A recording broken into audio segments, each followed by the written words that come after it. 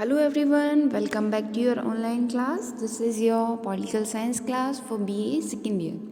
Today topic is British Constitution Establishment of Supreme Court. As you know हम British constitution पढ़ रहे हैं, British संविधान। इसका आज का हमारा टॉपिक है सर्वोच्च न्यायालय की स्थापना। ठीक है, ब्रिटिश कॉन्स्टिट्यूशन में सर्वोच्च न्यायालय की स्थापना कब हुई थी? 2005 में। इसी के बारे में हम पढ़ेंगे। Okay, let's get started. First constitutional reform act 2005 and establishment of supreme court, संवैधानिक सुधार अधिनियम 2005 और सर्वोच्च न्यायालय की स्थापना। ये एक एक्ट है, कॉन्स्टिट्यूशनल रिफॉर्म एक्ट, जो 2005 में आया था। ठीक है, जिसके अनुसार ही सुप्रीम कोर्ट की ब्रिटिश कॉन्स्टिट्यूशन में स्थापना हुई थी। इससे पहले वहाँ पर सुप्रीम कोर्ट नहीं था, है ना। क्या था? लॉर्ड सभा का एक अध्यक्ष था, लॉर्ड चांसलर। वही ज़्यादातर इसमें इन्वॉल्व रहते थे, जो भी न्यायिक प्रक्रिया होती है, जुडिशियल प्रोसेस। ठीक है, तो अब उस सिस्टम को ख़त्म करके वहाँ पे सुप्रीम कोर्ट इस्टेब्लिश हो गया। ठीक है, तो जो वहाँ पे पुरानी न्यायिक व्यवस्था चल रही थी ब्रिटिश में, वो जो नई सिचुएशन आ रही थी उसके अकॉर्डिंग नहीं थी, इसलिए वहाँ पर सुप्रीम कोर्ट का ये विधेयक आया। पहले भी आ चुका था 1990 में। ठीक है, लेकिन इतना प्रभावी हुआ नहीं एक्सेप्ट हुआ। ये 2003 में आया था, तो वहाँ की पार्लियामेंट में इसको कैंसिल कर दिया गया था। ठीक है, लेकिन जब ये 2005 में कुछ चेंजेस के साथ लाया गया, तो वहाँ की पार्लियामेंट ने इसको एक्सेप्ट कर लिया, पारित कर दिया। ठीक है, तो 24 मार्च 2005 में जो वहाँ की प्रेसिडेंट थी साम्राज्ञी, उन्होंने इसको एक्सेप्ट कर लिया और वहाँ पे इसकी स्थापना हो गई। ओके, अब इसमें जैसे कि मैंने आपको बता दिया, पहले लॉर्ड चांसलर था, है ना, वही सब न्यायिक उसमें रहता था। अब वो सिस्टम ख़त्म करके जो व्यवस्थापिका, कार्यपालिका और न्यायपालिका है ना, ये तीनों सिस्टम है, 3 अंग हैं, तो इनको फ्री कर दिया गया। जो जुडिशरी सिस्टम है न्यायपालिका, उसे व्यवस्थापिका और कार्यपालिका से फ्री कर दिया गया। ठीक है, तो यही वहाँ की कमी थी जिसको दूर कर दिया गया। अब लॉर्ड चांसलर वहाँ का कोई जज नहीं है। Okay, next, formation of the supreme court, सर्वोच्च न्यायालय का गठन। तो 2005 में वहाँ की धारा 23, ठीक है, धारा 23 में ये प्रावधान किया गया कि यूनाइटेड किंगडम में क्या क्या इंक्लूड होता है? इंग्लैंड, वेल्स और उत्तरी आयरलैंड, नॉर्थ आयरलैंड का एक सर्वोच्च न्यायालय होगा, जिसमें एक तो चीफ जस्टिस होगा और 12, मतलब चीफ जस्टिस के साथ 12 जस्टिस होंगे टोटल। ठीक है, 12 न्यायाधीश टोटल होंगे, जिसमें से एक चीफ जस्टिस होगा। और उन सब की अपॉइंटमेंट कौन करेगा? प्रेसिडेंट करेगा। ठीक है, और टाइम टू टाइम वो उसकी जो नंबर है न्यायाधीशों के, उनको कम ज़्यादा कर सकते हैं। ठीक है, और इन 12 न्यायाधीशों में से ही जो वहाँ के प्रेसिडेंट है, इनमें से ही एक चीफ जस्टिस और एक उपाध्यक्ष, जो मतलब अध्यक्ष से थोड़े नीचे लेवल का होता है उपाध्यक्ष, उसे अपॉइंट करेंगे। ठीक है, सर्वोच्च न्यायालय को वहाँ पर 2 नामों से जाना जाता है। एक तो है लॉर्ड चीफ जस्टिस, है ना, और सेकंड नेम है president of the courts of England and Wales, England और वेल्स के न्यायालयों के अध्यक्ष। ठीक है, अब वहाँ पे अंतरिम व्यवस्था की क्या की गई है कि न्यायाधीशों की नियुक्ति स्वतंत्र रूप से नहीं करी है, मतलब फ्रीली वो अपॉइंट नहीं होंगे। उसके लिए अपीलीय न्यायालयों के लॉर्ड के नाम जाएंगे। ठीक है, और उसमें जो सीनियर होगा उसी को क्या बनाया जाएगा? इसका जज बनाया जाएगा सुप्रीम कोर्ट का। ठीक है, वहाँ पे वरिष्ठतम देखा जाएगा, जो सीनियर हैं, ज़्यादा एक्सपीरियंस है, उन्हें ही बनाया जाएगा। ये अंतरिम व्यवस्था सिर्फ 2008 तक के लिए थी। ओके, अब अगर हम कानूनी रूप से देखें तो इसका गठन कब हो गया था सर्वोच्च न्यायालय का? 1 अक्टूबर 2009 में। ओके, इसमें टोटल कितने जजेस होंगे? 12। और सबसे पहले की अगर हम बात करें तो निकोलस फिलिपिन्स इसके ब्रिटेन के फर्स्ट चीफ जस्टिस थे। अब देखेंगे इनकी अपॉइंटमेंट, इनकी नियुक्ति में योग्यता, इनकी क्वालिफिकेशन क्या क्या होनी चाहिए। फर्स्ट है, ये किसी उच्च न्यायिक पद मतलब जुडिशियल से रिलेटेड पोस्ट पर मिनिमम 2 वर्ष 2 ईयर्स तक कार्य करने का इनको एक्सपीरियंस हो, या फिर वरिष्ठ न्यायालय, जो बड़े न्यायालय हैं, उसमें मिनिमम 15 ईयर्स का तक ये योग्य अधिवक्ता रहे हों, मीन्स जो लॉयर हैं वहाँ के वो रहे हों, ओके, तभी वो यहाँ पर एज अ जज अपॉइंट हो सकते हैं, ठीक है। अब इनकी चयन प्रक्रिया क्या है, सिलेक्शन प्रोसेस। अब ब्रिटेन में ये एक बहुत लंबी प्रोसेस है जिससे क्या हो, सब कुछ बिल्कुल क्लियर हो और ट्रांसपेरेंट हो, मीन्स जो योग्य कैंडिडेट है वही इसके लिए अपॉइंट हो, ठीक है।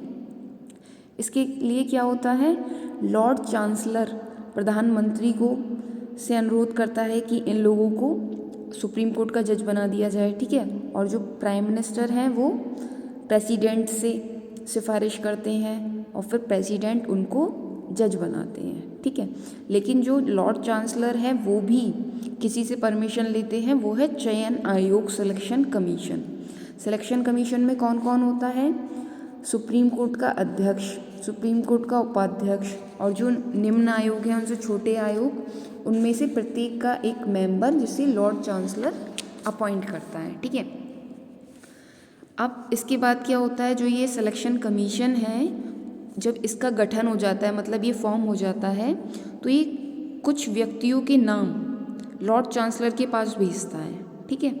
अब लॉर्ड चांसलर के पास जो नेम जाएंगे उन पर लॉर्ड चांसलर और लोगों से विचार विमर्श करता है ना, किस किस से, जो सुप्रीम कोर्ट के सीनियर जजेस हैं, है ना, और जो वहाँ के क्षेत्रीय न्यायालय हैं उनके जजेस हैं, स्कॉटलैंड के प्रथम मंत्री से, तो जो इम्पोर्टेंट पर्सन है उनसे परमिशन लेकर फिर ये उनके नाम प्राइम मिनिस्टर के पास भेजते हैं, ठीक है। और प्राइम मिनिस्टर फिर प्रेसिडेंट के पास भेजते हैं और प्रेसिडेंट उनको अपॉइंट करते हैं एज अ जज, ठीक है। तो ये पूरी प्रोसेस है किस तरीके से ये जज बनाए जाते हैं।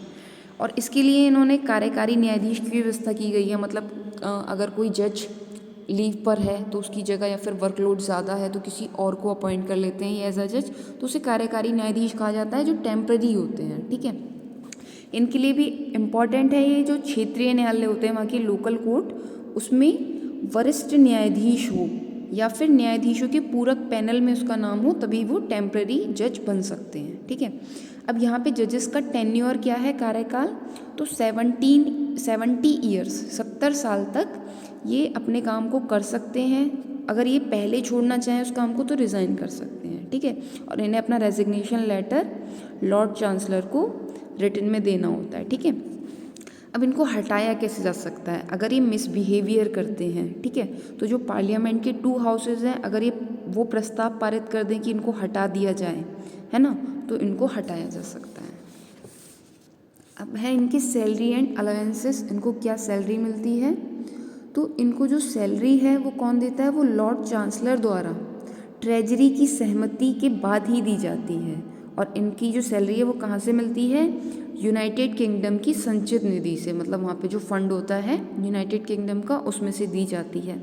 और इस सैलरी और अलाउंस को बढ़ाया तो जा सकता है लेकिन इसमें कटौती नहीं की जा सकती, कमी नहीं की जा सकती, ओके। और जब भी रिटायर हो जाते हैं 70 ईयर्स के बाद तो इनको पेंशन भी दी जाती है, ओके। अब नेक्स्ट इनका jurisdiction of the supreme court, सर्वोच्च न्यायालय का क्षेत्राधिकार।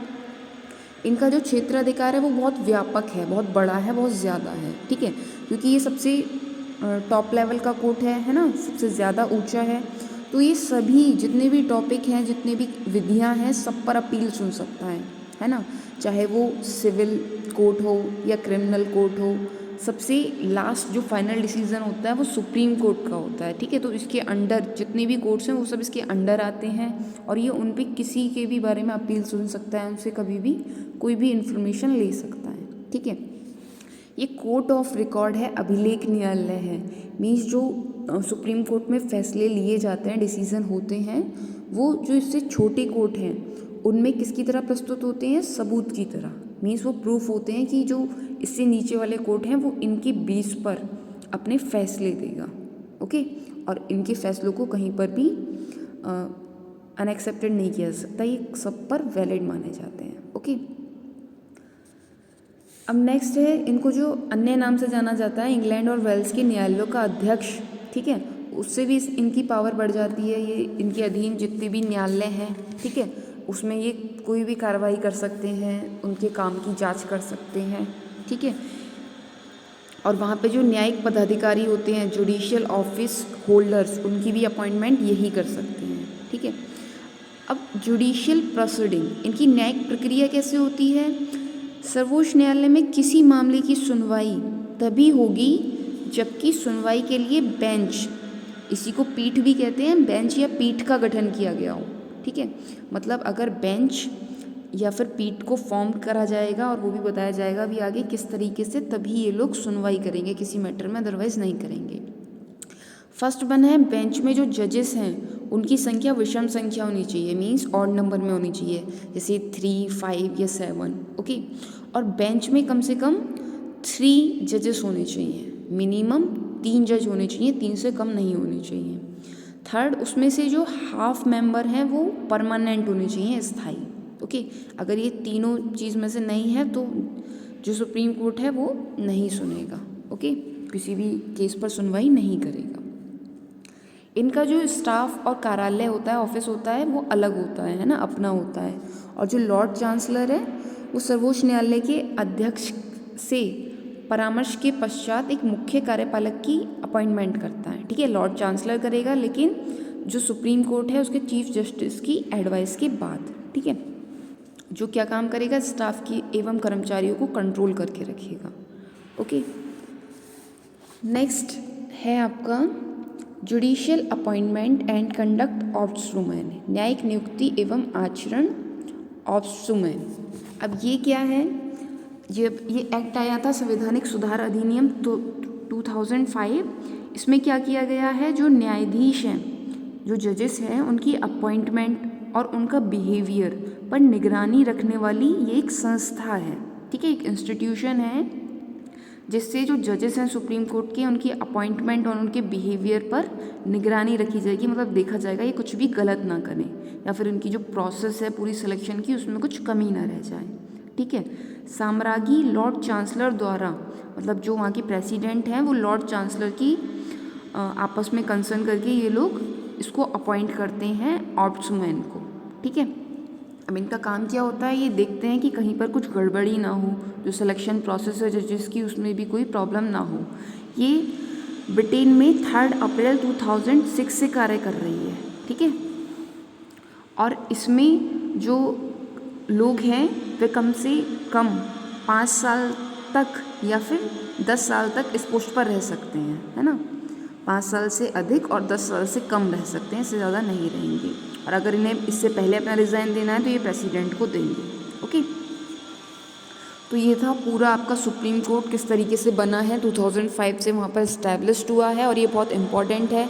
तो यहाँ पर जो ये ऑब्स्ट्रूमेन के बारे में आपने पढ़ा है, ये बहुत इम्पॉर्टेंट है कि इन्होंने चाहे कितनी अच्छी सिलेक्शन प्रोसेस है, लेकिन प्रॉब्लम्स उसमें भी क्रिएट हो जाती हैं, है ना, तो उस पर दोबारा जांच हो सकती है। इसके लिए ये न्यायिक नियुक्ति बनाई गई है, जुडिशियल अपॉइंटमेंट एंड कंडक्ट। ठीक है, तो अमेरिका और इंडिया में भी सोचा जा रहा है कि हमें भी यहाँ पर ये अडॉप्ट करनी चाहिए ये सिस्टम। ठीक है, तो ये था आपका पूरा जो कंप्लीट हो गया है इस क्लास में। नेक्स्ट टॉपिक हम नेक्स्ट क्लास में पढ़ेंगे। Okay, thank you for watching this class.